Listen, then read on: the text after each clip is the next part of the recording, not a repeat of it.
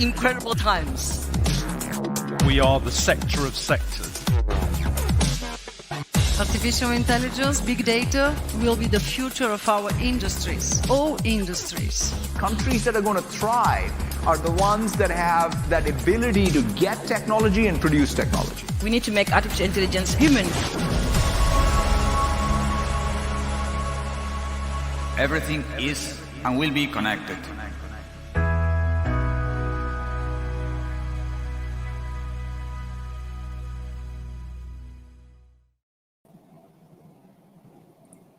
Welcome to this live stream about the impact of deepfakes on society and whether technology can save us. My name is Tim Winchcombe. I work for Cambridge Consultants. We're product developers and technology consultants. So we're hands-on developers of cutting-edge technologies such as artificial intelligence. And we can also advise clients on what those cutting-edge technologies mean for their businesses, for their markets, and for their strategies. I first became aware of the seriousness of deepfakes when I was undertaking some research on behalf of Ofcom. We were looking at how technology can be used to identify and moderate harmful content. It struck me just how serious it is becoming that AI can create fake content that is so convincing to humans. But it also struck me how technology can actually help in that fight to detect it. Our report was published 2 years ago, but the significance of deepfakes has become even more apparent in that time. Now, we have a great lineup of panelists. It's going to be a fascinating discussion. First of all, I'm going to give a brief background to deepfakes. Then we'll move to our first panel, looking at the impact on society, and then on to the second panel, looking at how technology can help. Finally, we'll have some questions to speakers from both panels, so please do submit questions you have through the session in the window. Now, if you're not worried about deepfakes, then you probably should be. We all spend a lot of time on Zoom or Teams or Skype or whatever video conferencing platform you use. And we have lots of video calls with our colleagues. Now, when you have a video call with your boss, you know it's really them, don't you? But how sure can you really be? In fact, if they asked you to make a payment or to transfer some confidential information, something that was normal in your role, could you actually be sure that was them requesting that? In 2019, the CEO of a UK-based energy company received a phone call from who he thought was the CEO of the parent company. And he was requested to make a transfer of 220,000 euros. That's about 200,000 US dollars, which he did. It actually turned out that that voice was a fake voice, presumably used using AI synthesis. And it was very convincing. It had the German accent and intonation of his boss, and he was completely convinced it was him. In fact, the scam was only picked up later that day when they called back second and third times, asking for further payments. And in fact, the phone was coming from an unrecognized number. So it was through that and not the voice that gave it away. And that was 2 years ago, and that was a phone call. But technology has advanced considerably in that time. In fact, in April this year, Avatarify released the source code that enables anyone to make a Zoom or Skype deepfake of themselves. So it's very easy to animate yourself. All you need is a picture of the person who you want to appear as. Now, this technology isn't all bad news. It can be used for good. The charity Malaria No More launched a campaign to raise awareness of malaria around the world. And they made a video of David Beckham, the famous football player, and it was a real video. They filmed David Beckham himself. And then they applied deepfake technology to that to make him speak 9 different languages. This wasn't just dubbing, this wasn't changing the audio track. They actually mapped his facial features and mapped the facial features of the voice actors and then mapped them so that he could speak in a much more engaging, convincing way, such that native speakers of these languages could not tell the difference. So this technology can be used for the good of society too. But what does all this mean for the future when we can no longer be confident that content we see is real?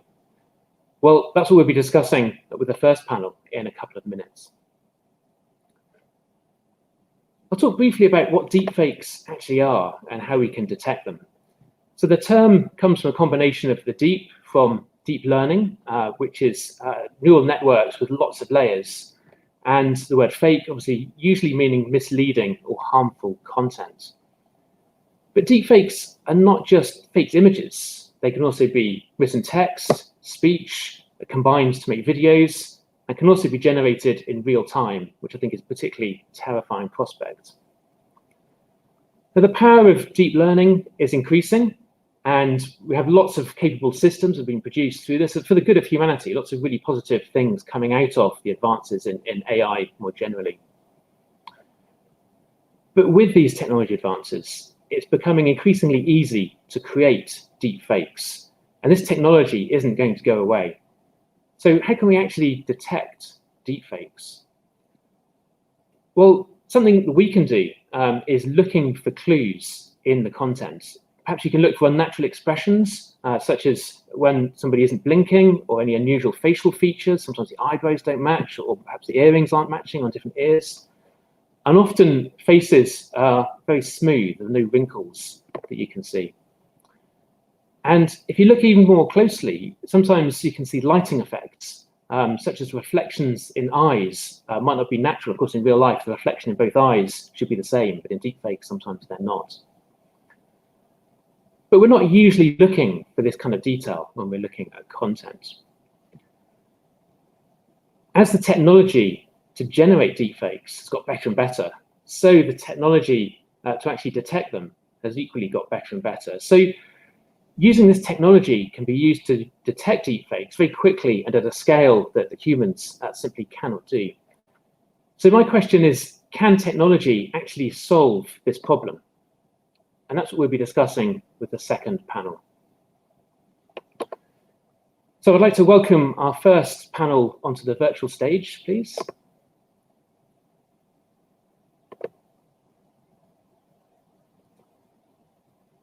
So we're joined by Nina Schick, who is an author, advisor, and speaker on how technology is transforming politics and society in the 21st century. She is an expert in synthetic media, deepfakes, and cybersecurity, and the geopolitics of technology. Her book on deepfakes and the Infocalypse was released last year. Fred Langford is Online Technology Programme Director at Ofcom, which is the regulator in the UK for communication services. He was previously the CTO and Deputy CEO of the Internet Watch Foundation. He's an online technology specialist and a passionate advocate of online safety and security. Rob Meadows is President and CTO of the AI Foundation. The AI Foundation launched Reality Defender 2020, which is a non-partisan and non-commercial effort to help reporters and campaigners uphold the truth and ethical standards. It uses a combination of AI-based and human-vetted analysis to detect fake media and misinformation. So, Nina, I'd like to ask by starting you, please. What is your greatest worry about the impact of deepfakes on society, and how bad can it realistically get? Well, it could get really bad, but I think I would start to answer that question by saying that deepfakes didn't emerge in a vacuum.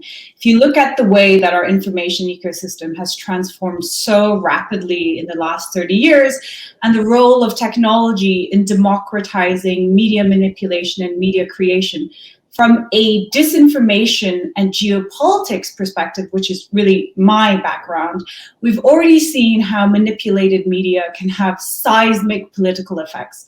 And for those of us who aren't that interested perhaps in politics, we've seen that in the context of the pandemic, where a lot of manipulated media has been going viral, leading to the real life consequences of disinformation. Now, the thing about deep fakes that is so interesting is how it takes that democratization of media creation and media manipulation even further.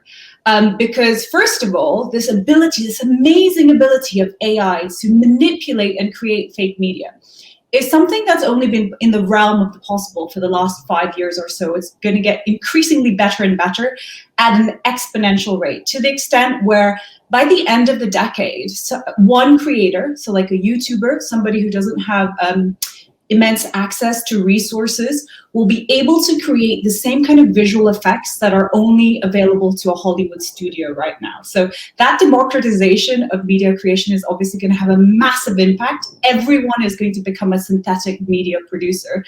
And the other thing that's worth noting, why deepfakery is different, why this is a departure, is its unbelievable ability to clone humans. So deepfake or synthetic media is very good at creating humans that don't exist, but it's also very good at cloning the biometrics of existing people. And it doesn't need an awful lot of training data. You already mentioned, alluded to this in your opening remarks, but AI can actually be trained to synthesize your voice. AI can actually be trained to create you in fake media, whether that's video or audio or image formats. So from a disinformation perspective, this is potentially the most potent tool of visual manipulation, and it's going to be available to almost everyone at next to no cost. So it's potentially very harmful. However, I'm sure we'll get into it during the panel. This is far bigger than just sophisticated disinformation. This is actually a paradigm change in the way that we communicate and create all media content going forward. So just as it will be weaponized, like all technologies of the exponential age, there are going to be tremendous opportunities that come from the synthetic future as well. It's about how do we seize those opportunities while mitigating the risks. Yeah, thank you very much. Fred, coming to you, what's the role of regulators in protecting society from all of this?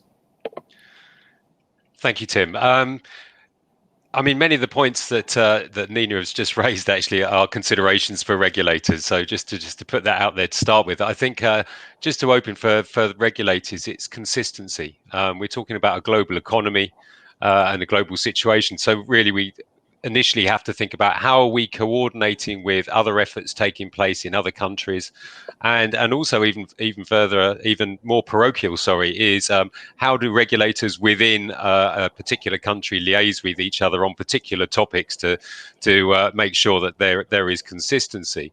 But initially, I would say it's the points that Nina's picked up, really. It's about understanding what is taking place, research into the technologies and the risk that they pose for citizens. And that can be across a variety of different harms. So when we think about, and particularly Nina's raised misinformation and disinformation, but there's also for regulators the consideration about what this means for child sexual exploitation material, also terrorist material, and a raft of other harms and risks that take place online. And as you mentioned, Tim, this isn't just about images. We're talking about audio here. We're talking about text as well, and the combination of those things. So I think what's clear from a regulatory perspective as well is something that you've already touched on, which is about that there is a very good use case, business use case for deepfakes. We're talking about in the broadcast industry, particularly, and I'm sure we've all seen actors that have long since passed still being able to star in the latest blockbuster films. That's great. People love that. People love face swap and all sorts of other apps that are fun at home. What we're really talking about here is trying to work out which areas of deepfake are actually causing harm and how they were created as well. There's also potential for regulators such as Ofcom to be able to work on principles to be able to assist industry and people creating platforms for good business use. So these could be around things like the Safety Commissioner in Australia has just announced the safety by design principles, also being worked on by the UK government in partnership with Ofcom and others as well, to really highlight what could industry do to try and identify and take appropriate action against these sorts of things. But really, I suppose for the regulatory regimes, depending on how they're being approached, some are risk-based, some are more focusing on the harms themselves. But it's really to understand the systems and processes that are being employed in industry to be able to tackle these, to be able to identify and tackle these sorts of problems. Yeah, thank you. Rob, coming to you, like all technologies, AI can be used for good and for bad. Can deepfakes be a good thing for society, do you think? Yeah, a lot of what we've been focused on at the AI Foundation is the real-timeness of synthetic media. So generating voices and visuals in real time, and that creates this opportunity for new interactive experiences. So the idea of you can just talk to your videos, we think is really interesting in a lot of areas, education, entertainment, media, etc. Imagine being able to watch a lecture online with your professor and interrupt in the middle and ask a question and have the professor back up and answer it without that professor having to be there in real time, mind to mind, to have that interaction with you. Another exciting thing is just accessibility that we've looked at. We've taught AIs how to do sign language in real time. So being able to take a closed captioning feed, for example, and overlay a sign language interpretation of that sports feed, news feed, etc. in real time. So lots of exciting applications out there that'll allow media to reach more people in a more personalized, more interactive way. But like everybody said, the flip side of that is making sure that that's used in the right ways, and the tools are out there to make sure people can detect when they're being abused. Sure, yeah, thank you. Let's come back to something you were talking about. I'm wondering whether people and society in general actually learn to adapt to these changes. Are they so profound? You use the phrase of paradigm shift, or will people actually in time just get used to this new reality? Well, people will get used to the new reality. I think what's different now in the exponential age, this era which we're living through, which is just characterized by profound tech-led changes in society and politics, a paradigm change, so all of the kind of the legacy systems and the ways that we've organized our society, is the pace, right? So if you look at the history of technology and communication, the invention of the printing press was a seismic moment which led to the Reformation and changed the course of global history. But there were 400 years between the invention of the printing press to the invention of modern photography. In the last 30 years, we've had the internet, we've had social media, we've had smartphones, and now we are entering the age of synthetic media, as I like to call it. And even though we're focusing specifically in this panel on the malicious uses of deepfakes on society and the pernicious impact that could have, this is actually, in my view, a far bigger question in terms of a paradigm change in the way that we communicate. So I think that we have touched upon in the panel some of the good uses of deepfakes, but I would go further than that and say that actually the future is synthetic. It's inevitable that all the content we start interacting with online, digital content, is increasingly going to be generated by AI. One of the founders who I work with in this space, who has a brilliant company called Synthesia, which basically uses AI to generate videos for corporations, so for their training or for educational purposes, he thinks by 2030, 90% of the video content online is going to be synthetically generated. So the synthetic future is coming. This is, like I say, a huge paradigm shift, and it will take a little while for us to think about what that means in terms of regulation, in terms of policy perspective, in terms of kind of trying to navigate this rapidly changing ecosystem, which again is characterized by how fast it's going. And I think that is really the difference this time around. Yeah, thank you. So, I mean, that pace of technology is just getting faster and faster. And Rob, I'm keen to get your thoughts on, can that pace just keep on accelerating? And can society really, will we ever be able to keep up with this pace of technology?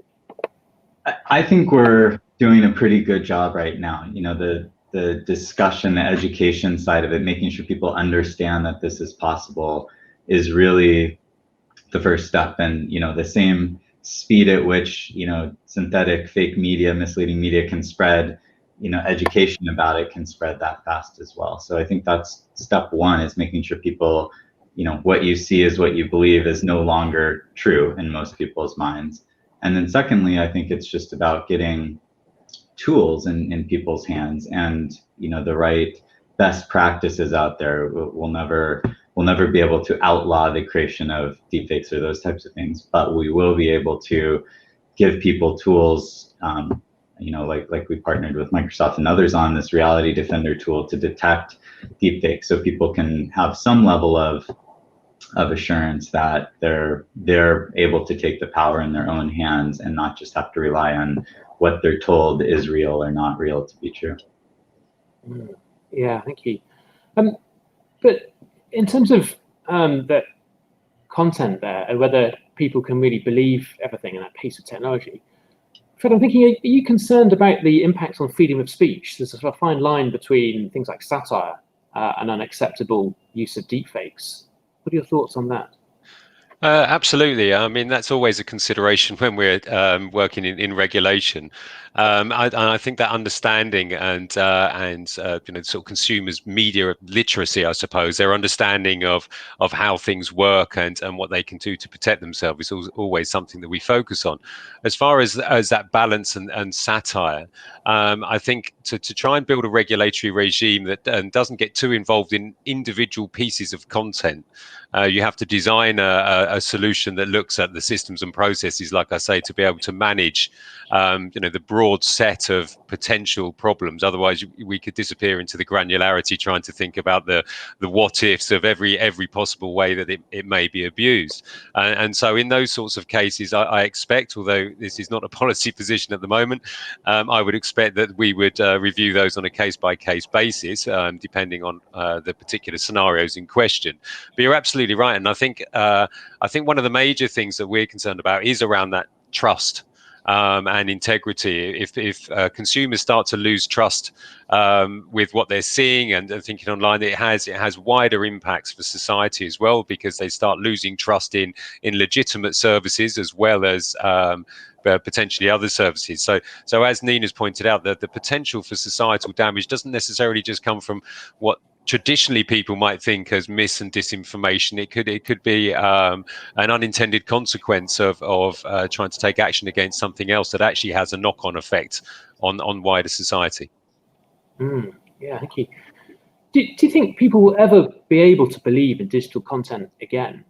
Nina, I wonder what your thoughts are on that.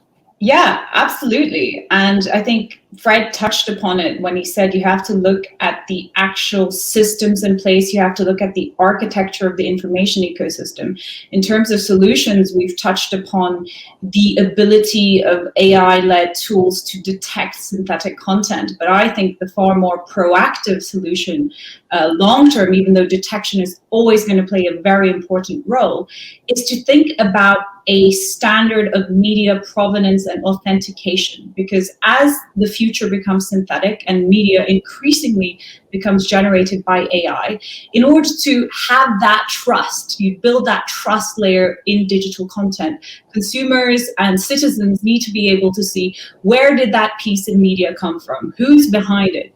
And I have to say, it's really great to see how industry is already getting behind this.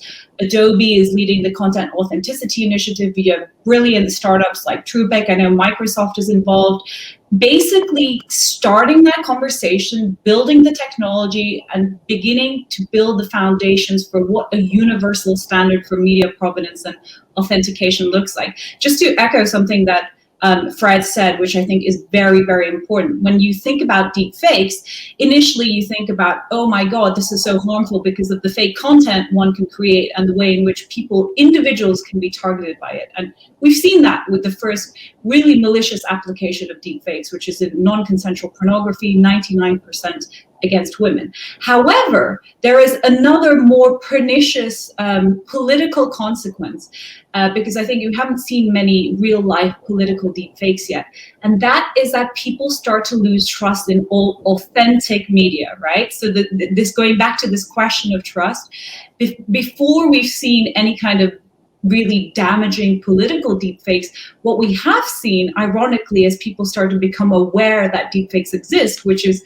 as Rob mentioned, one of the key parts to fighting them, right? Media literacy, is that people start to decry all kinds of media which they don't like, which they don't agree with, as being deep fake. So that is actually something known as the liar's dividend. In a world where anything can be faked, including video, which until now has been tended to be seen as a perception of our own, as an extension of our own perception, then everything can be decried as fake. So it's absolutely vital that we build media provenance and authentication systems into the architecture of our information ecosystem. Great, thank you very much. It's a really good point to finish on. Let's just wrap up this panel by asking each of you, in just a few words, are you optimistic or pessimistic that society can deal with the threat of deepfakes? Fred, what are your thoughts? Just a few words.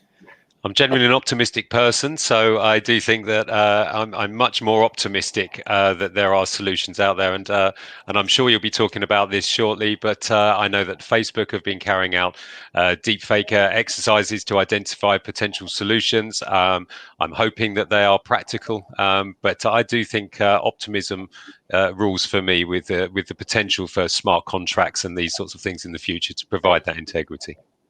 Great, thank you. And Rob, what are your thoughts? I guess it depends what you mean by deal with it. I don't think society will be the same in the future, as Nina touched on as well. I think people are going to have to shift their paradigm for how they consume and think about media.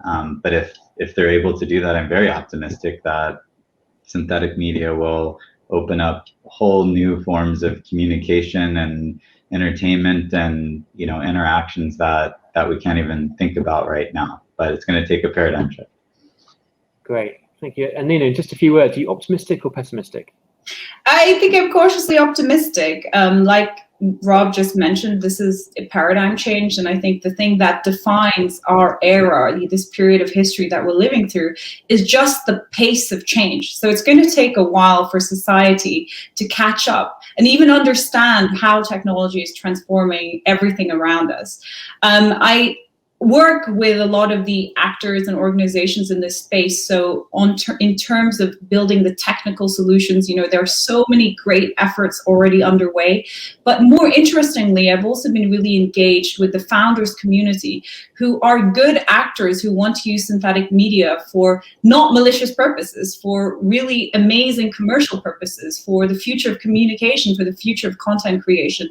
And it's really encouraging to see that they're thinking about the ethical use of synthetic media, and they really want to use this kind of window that we have, the next 5 to 7 years before the future becomes synthetic, to kind of set some standards on how we should use and think about synthetic media. And like I said, the media provenance initiatives, which are already underway as well, are very encouraging. But of course, there will be flux. Of course, disinformation is not going to go away. It's just something that's been compounded by technology, but at its heart, this is a question about humans itself, right? The technology is just an amplifier of human intention. We're going to see good and bad. Excellent, thanks so much. Hope we can come back to that in the questions a little bit later on.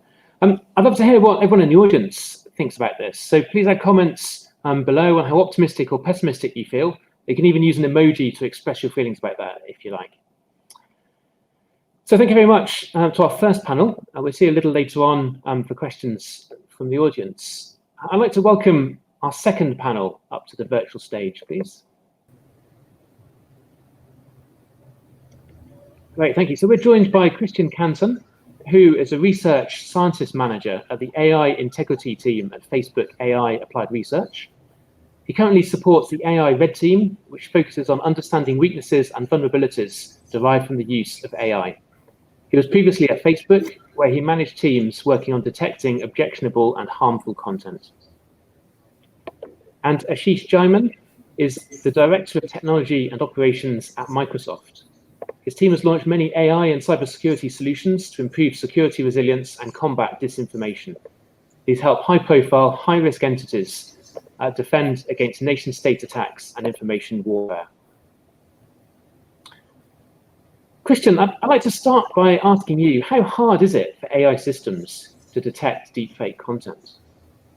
Good morning, thank you. That's a good question. It could be hard and could be easy, depending on the quality of the deepfake. As you mentioned into your starting remarks, some of the techniques to detect deepfakes latches on details like faces that are very smooth, or eyes that do not blink, or stiffness on the head rotation. There's like many cues that can give away a deepfake, and usually like the state-of-the-art detection of deepfake latches on the top of that to make sure that like we can detect this. One example is a competition that happened last year, the Deepfake Detection Challenge, where we asked the community to build detection systems for a collection of deepfake generations. And it was interesting how the algorithms were piggybacking on the top of like pixel variations or contours that were fluctuating and whatnot. So most of the detection systems right now latch on these little cues. I think the challenge, it's not so much in what we can detect today, on how we build systems that allow us to detect what we have not seen yet. How we build systems that are agile and can provide a rapid response. So there was some research that was presented like, I think last week, where it was exactly that. It was a system that could tell you, like, I've seen all these deepfakes. I can tell you which families of generators have generated this fake. But this family here, I have never seen before. So then you can like, let's understand what's happening. What is this coming from? And let's build detectors that latches to this new thing. Building systems that are robust to this, that are adaptive, is the big trick, at least to me. I mean, to my expertise on how we can build detections that are not just like right for now, but right for the future. I am positive that this is a problem that with time and enough data, probably we'll get like the good understanding on how to detect deepfakes in a general way. Great, thank you. And Ashish, you and your team have been working on a number of initiatives at Microsoft to help identify deepfakes. What's the greatest challenge in this, and how have you been tackling that? Well, good morning, and thank you, for inviting me. The biggest challenge I can tell you is, we're trying to look for a technology solution for a societal problem, right? Where the idea is the trust decay and truth decay in media, exemplified by deepfakes, which is, again, as Nina said, is a potent tool for spreading disinformation. As a society, for the last couple of years, we actually have become so accustomed to information in like false information and misleading information. And what we're trying to get to is trying to find a technology solution to a societal problem. That's what I see the biggest challenge. And I do agree, partly with Christian, that given the time, we may be able to find right kind of solutions, but it would take us, it would take a multi-stakeholder, multimodal solution rather than just focusing on technology. We have to look into policies, we have to look into regulations, and more importantly, we should also be looking into media literacy and making sure that consumers understand, that information, all they see and hear may or may not be true. Great, thank you. Christian, I'd like to come back to the deepfake detection challenge that you mentioned. I read that the best algorithm got it right just 65% of the time. How close are we now to getting this to a more accurate level, and what level do you expect it to need to be useful? That's a good question. So just for context, on this DFDC competition, we asked the participants to train on a collection of methods that we built. Like it was a very large collection of methods, and we asked them to test on a collection of methods that were present into the real world. So methods that we were not building by ourselves. And here's where this 65% comes, meaning that even if we built the best technology with the best algorithms, like that was not applicable to the unseen kind of deepfakes that were in the organic traffic. Okay, that means that there's a lot of work to be done. We cannot, as I was mentioning before, we cannot just like assume that things work. Because it works on your testing corpus, because that testing corpus is evolving with distribution of the whole world. I think another remark that is relevant from this DFDC competition, not only on the 65, it's also on who gets like a better detection, different subpopulations. I mean, that's also mentioned on that report, like, is it doing better job on females versus male, or different skin tones? That was also like a big area of improvement in general, because like training corpuses might be biases, that those biases might be translated into subpopulation. So the detection, it's not just like I can detect or not detect, for whom I can do a good job, or where is like I have to do a better job that because we don't have enough data. And that was also a good remark out of the FDC competition, and many others, like the practicality of building that when analyzing large volumes of traffic. So it's good if you have like one deepfake and the ratio of deepfakes versus like non-deepfake data is 1-to-1, then you could say like, hey, my algorithm is very good. But when you have like, I don't know, 1 trillion images that are non-deepfake and one deepfake, how is good as your algorithm at finding that one, and how many false positives will generate, and what is the implication of those false positives? So when you build that problem at the scale of, the media that we consume, the problem becomes very, very interesting and very, very complicated. It's still a challenge for everyone, I think. Brilliant. And let's pick up on that point on accuracy. And Ashish, coming to you, how do you balance the rate of false positives? That's when you say something is a deepfake, but it's not, with the rate of false negatives. So that's when you kind of let a deepfake through and didn't detect it as a deepfake.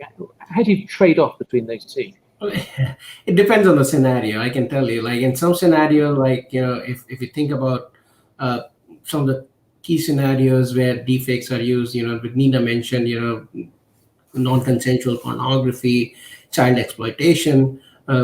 I think we can err on the side of finding accurate, and it's okay to tag something as false, because the implication, the threat against those individuals is higher, right? And if it's it's a political comment, and which is depends on the scenario, I'll say that, right? Because there's always a balance, especially in AI terms.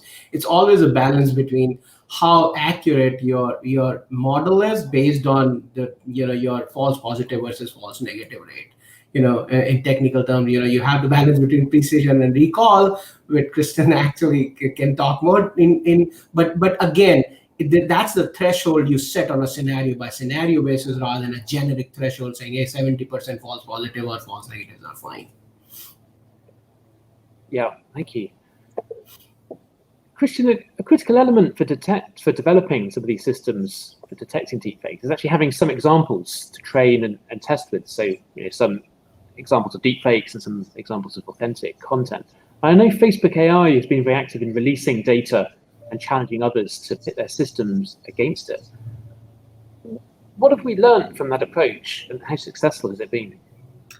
So it has been mentioned by a few people in this panel already, like, the solution to deepfakes is not a solution that a company will provide. It's going to be not going to be Facebook, not going to be Microsoft, not to be anyone. It's a choral effort. Everyone has to push forward, because this is a societal problem. It's not that if my company has the best deepfake detector, it means that the bad actors will just move to another platform where the entry barrier is lower and they could keep spreading misinformation or whatnot. So one thing that came clear out of these DFDC competitions and other competitions that we put out on this integrity domain, trying to detect, like, I don't know, hate speech or whatnot, is that when you put together a collection of very smart people and asking, like, hey, let's try to solve this problem together, people will push, people will provide solutions. We have many success examples like that. But it's not only finding those solutions and, like, hey, congratulating each other, it's also like bringing to the next stage. What do we do with this technology? How do we make it sure that it's reaching societies? Are we open sourcing it? That was part of the DFDC competition. Are we licensing it, through a collection of trusted partners? Finding these strategies where you can safely release your technology, that you can influence others, that this technology can be built together, that could be improved with time, and that this information that could be used also is a raise arm sometime by bad actors to build better generators that will fool your detectors. How do we share this information and best practices to make sure that everyone is united in the same front? That the bar is not the minimum, that is the average bar is very high. I think that's the main takeaway from all these competitions. And I think we should be doing more. I mean, definitely, as I mentioned, it's not like that a company has the best solution, it's that the average is very high for everyone. Yeah, thank you. Related to that, Ashish, I know Microsoft and others have formed partnerships for many of these initiatives. Why are partnerships so important in this fight against deepfakes? Well, I'll go back to finding the technology solution, because what we are trying to do right now is reactively find deepfakes by detecting information and saying that it is fake or not. The other thing which actually we are working very closely, and I think is a very important initiative, is finding a provenance and authentication solution, right? Which is similar to, if you can add a signal to the media at the point of creation or capture, and if the signal cannot be tampered in the pipeline where it goes from creation to distribution, and at the distribution end, you can check and verify the veracity of that signal, there's a high level of high confidence that the distribution platform can take, that it can attribute to a particular actor, and if missing of that signal may flag to the distribution platform, that there's something wrong. And one of the things that we are doing on that side is a technical standards body that we have formed recently called C2PA, or the Coalition for Content Provenance and Authentication, where Adobe, Intel, ARM, Microsoft, Twitter, and others are part of that standards body. We are actively talking to other platforms like Facebook, Google, and others, because as Christian said, this is not a simple solution can be solved by one platform or one type of entity. We have to make sure that all the platforms essentially can have a common set of standards. That's one way to think about it. And then also the other thing which we are focusing on, which is another part of which I think is important as well, is from a policy and norms perspective, both from a news media organizations and social media and technology platform. Could there be a bar of norms on how we all would treat disinformation, deepfakes on our platforms across media, technology, and social media? What sort of timescales do you have in mind for things like these platforms? See, so standards, as most of the technologists on the panel and our side would know, takes a long time, right? So having said that, I think realistically, if you can control a pipeline from creation to distribution, you can achieve that today, right? Based on, like, when I say today, meaning in the next 1 to 3 years. But if we need to find the ubiquitous SSL kind of solution for media provenance or authentication, it would take around a decade or more. Now, what we absolutely are doing is we are not waiting for that solution, authentication and provenance, to become ubiquitous. We are actually investing, as Facebook and others are as well, on detection. So we at least have a technology path to make an impact till we get this ubiquitous solution. And I hope less than a decade, but standards takes a lot of time. Thank you. Christian, where do you think we'll be in say 5 to 10 years time? That's a good question. And I cannot read the future, but I can guess that deepfakes in general will become more realistic. The entry barriers will be lower and lower. So it's not that you need like 1 million images of me just to create a deepfake. It's going to be one image is going to be more than enough. Deepfakes are going to be beyond faces, as you mentioned. Voices are going to be all the full body, interactivity, real time, 3D deepfakes. I mean, as like AR, VR becomes more ubiquitous, that could be, or I would expect like things to be moving on the synthesis side. On the detection side, I think, as I mentioned, like technologies will evolve. Provenance, I am a firm believer that provenance and content authenticity is going to be one of the solutions here. One of the things that I think it's important to keep an eye for the next N years coming is how fast this is going to be evolving. And this coming from a risk management world where I live, that means what is the derivative of the creation of the deepfakes going to look like? Because right now we may have the false sense that, yeah, there's some deepfakes in the world, and we are like building solutions. But what if tomorrow one bad actor distributes like thousands, hundreds of thousands? What is the playbook to mitigate that, even if the technology is not ready? What are the campaigns for immediate information to the users, or like education, just like, hey guys, something is changing rapidly, we need to inform you. So these worst case scenarios is the ones that I think everyone also should have in their back of their minds on what if we are not ready? What if this moves faster than we expect? What if the motivation of bad actors increase for whatever reasons? It could be political, it could be economical. COVID has amplified that in unexpected ways in the last 2 years. What if something happens that we are not contemplating and then we are not ready? That is the thing that keeps me awake at night. Is it today? Is it tomorrow? It's going to be in 10 years. Whenever it is, like, let's be ready for readiness everywhere, for high quality, for low quality, for big distribution. So that's what we should keep in, and to me, we should keep in mind for the next few years while we develop all these technologies. Great, thank you. Some sobering thoughts there. I'd like to wrap up this panel by asking you again, in just a few words, are you optimistic or pessimistic that we can deal with the issue of deepfakes? Ashish, what do you think?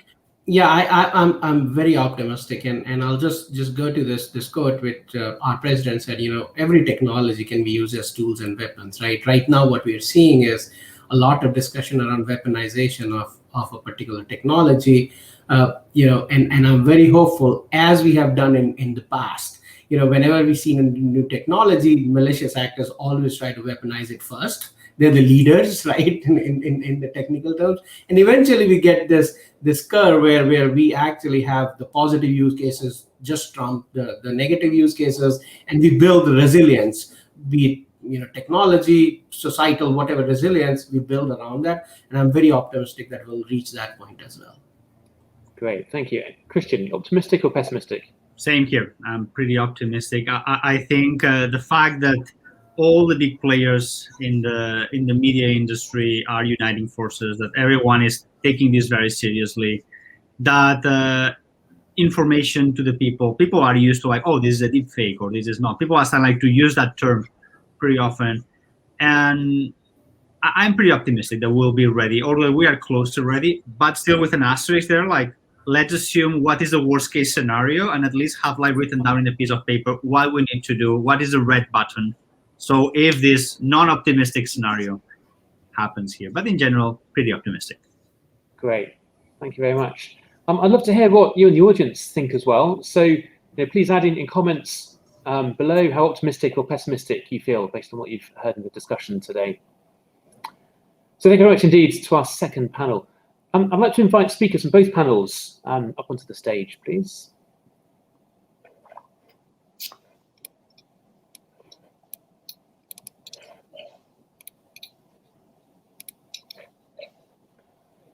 Great, thank you.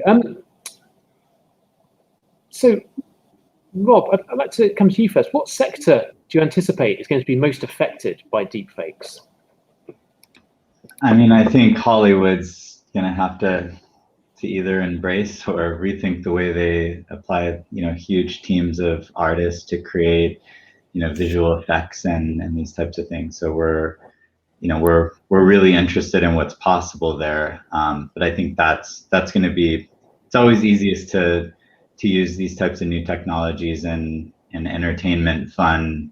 There's less to lose there if things go wrong, more room for experimentation. So yeah, I would say entertainment, Hollywood is going to get a whole new set of tools that they can embrace. Brilliant. I look forward to those movies. Nina, can I ask the same question to you then? Do you agree with Rob's assessment about that being Hollywood and creative industries? I would even broaden it out. I would say every single sector is going to be impacted by this synthetic future, both from a potential weaponization or malicious use of deepfakes, but also from the abundance of opportunity that basically synthetic media is going to create.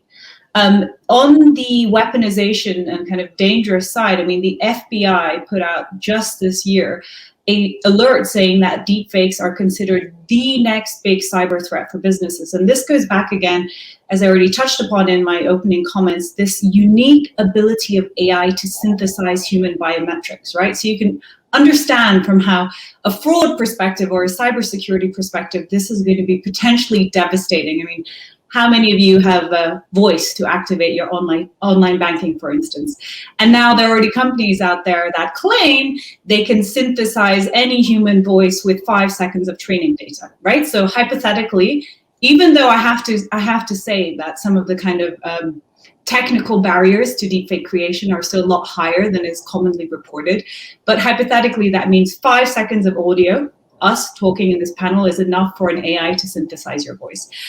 From a opportunities perspective, again, this is much broader than just Hollywood, because every single industry, it doesn't matter whether it's entertainment, communication, technology, you need to have rich media to communicate. Already 67% of those who are online go to video first as their primary source of information. So if you're entering an era where video is not something you capture with a camera, it's not something you produce in a studio, it's something that you can think about as code, that is just an absolute communications revolution. And it's actually going to democratize content creation beyond Hollywood to just simple YouTube stars, TikTokers, some of the most amazing kind of synthetic media creation, which isn't malicious. So outside of non-consensual pornography is basically done by a team of 1 or 2 people. You might have seen the Deep Tom Cruise, for instance. It's basically done by one artist. So again, I think my point would be that this is just such a profound paradigm change in both the positive and negative applications. Yeah, thank you. Ashish, I'm curious on your view of the technical view of how can journalists protect their content from being manipulated? Is there anything that content creators, authentic content creators, can do to protect their content? Yeah, so the C2PA standards body that I was talking about, that actually is coming together of an effort at Microsoft called Project Origin, which we worked with BBC, CBC, New York Times, essentially with the same idea that, hey, if a news publisher, because they can control the pipeline, essentially the publishing side of it, can add a signal to that media, which then, working with other distribution partners, especially on their website, they can actually use that authentication and provenance signal. So that is where we are working very closely with the media industry.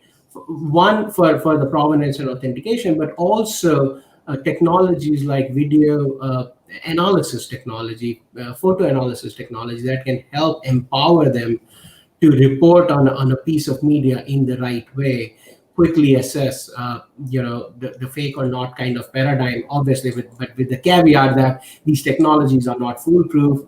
Adversarial attacks on AI technologies is well known, and it can be fooled. But being Microsoft, we are actually helping media partners to build resilience here against that.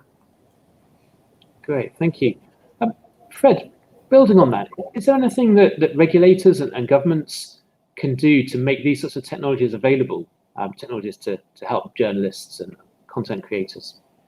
Absolutely, and that's what particularly Ofcom see our role as being able to facilitate these sort of exchanges in certain markets where people don't necessarily want to share their products. We can certainly help with that, but also sort of setting out and working with standards bodies to try and promote a certain set of standards, but without stifling innovation. That's always the rub when it comes to standards. But I think I just wanted to pick up on something that Ashish, I think, mentioned earlier, which is about the accuracy of tools anyway. So I mean, that's part of what the regulator can do, particularly around, well, what is the accuracy of these tools? So I'm not saying anyone on this particular panel would overstate the claim of the ability of any detection tools, but there may be some out there that would do that. So of particular interest to us is how accurate are the tools against their particular claims, but also there's levels of expectation on accuracy amongst stakeholders, that may be government, regulators, industry, consumers, and to try and convene all those different groups to come to a sort of a common understanding, all using the same language with the same levels of expectation. Great, thank you. Christian, I'd like to pick up a little bit. You talked about the different technologies and approaches being used. Can you give us any insights into some really emerging technology approaches that the audience might not be so familiar with, please? What's the most promising new technology? For detection, we've seen a lot of very interesting approaches recently that based not only on finding the evident cues, or like, hey, is your head stiff, or like, is your face too smooth? It's more like, do you have a blood pulse? Can we say that your face pulsing, or biometrics like, is your smile genuine? It's like the emotions are real. Things that are more subtle, more into the biometric, what Nina was mentioning here. We see like this combination of not just the very apparent, but like the more subtle biometrics that faces might reflect are also like one of the areas. The same with the voice. The voice has like a lot of like complexities, and there's like a lot of methods piggybacking on the top of like how synthetic, even if like it looks pretty realistic to humans, to machines, like they are able to pick up like these very subtleties. Those are like some of the methods. Other methods would go into watermarking, as like gives like also in combination with provenance, trying to add as much as you can into the creation point to make sure that you can verify somehow where an alteration has happened, or how you can detect that. It's a hard problem, as we said. That's sometimes an arm frame, because bad actors will learn about these new techniques from the state of the art, from the open source publications, and they will incorporate into generating methods. That's like iterating again this process of detection and generation. We have to be creative here. There's no right or wrong solution. Just keep thinking on what is the best we can do. Great, thank you very much. And just one closing remark from each of you, please. What's the one key point you'd like to make in just a few words, please? Nina, I'll start with you. Yeah, I think it's really important to think about the synthetic future and the potential misuse of deepfakes in the broader context, and that is kind of the paradigm change and the age of exponential tech-led change in which we live.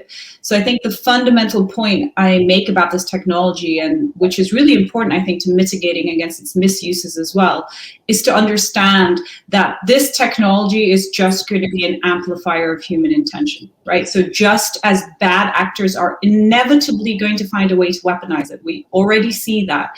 It's going to be used by good actors to promote a tremendous amount of creativity, to change the future of human communication and content creation. So I think when we think about approaches, we have to kind of consider that all in. So how do we mitigate against the bad uses while still trying to encourage the innovation and the inevitable change that this technology will bring to our information ecosystem? Great, thank you very much. Fred, your closing thoughts, please.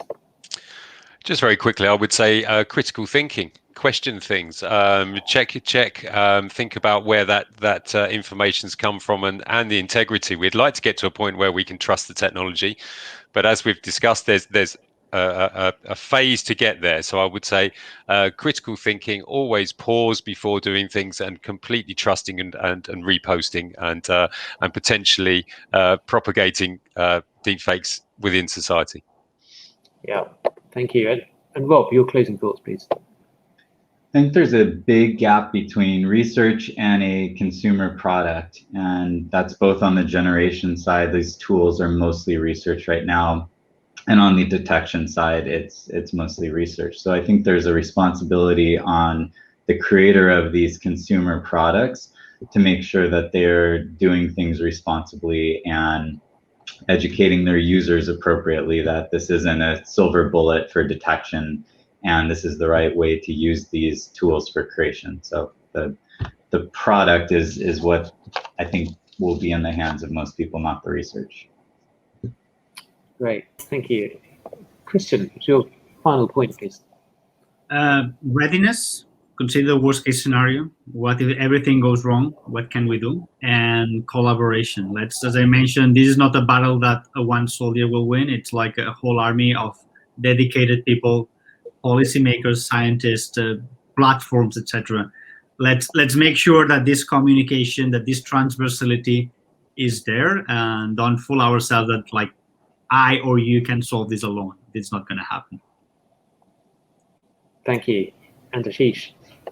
Yeah, I'd like to close on saying that yes, it is a complex problem. It would require multi-stakeholder, all kinds of groups, civil society to technologists to regulators, policymakers to come together, which actually are, for most part, for last 2 years, I've seen that we are doing, even in closed or open forums. But I do want to actually close by saying that, we talk about a lot of doom and gloom scenarios around deepfakes. We should not take our eyes off on the not just the weaponization, but the positive uses of synthetic media, especially around accessibility and innovation. Because I think that's how we as Nina said, we evolve as a society. Eventually, as we start using the positive use cases more and more, I think it is very empowering for individuals and society. Synthetic media is very empowering for society and individuals. So let's not just talk about gloom and gloom. Let's focus on positive use cases as well. Great. Thank you very much indeed. I'd like to thank all our speakers for such a fascinating discussion. Thank you very much indeed for your time. Clearly, the topic of deepfakes is here to stay, and society will be grappling with this for many years to come. But I must say I'm feeling more optimistic, actually, following this conversation than I was beforehand, so that's a good thing. If you'd like to read more about deepfakes, of course, there's plenty of discussion about this on the internet. Some excellent examples of AI-created content can be found at websites such as thispersondoesnotexist.com, which generates images of people which are amazingly convincing. They're not real people, but very, very convincing. The report that my colleagues and I wrote about content moderation for Ofcom is available on their website. The link is below. And also Nina's book on deepfakes on the Infocalypse is available to purchase at Amazon. I think we've got a link to that. So thank you very much again to all our speakers, and thank you very much to you, the audience, for your time and participation and questions. So thank you all very much indeed. Goodbye.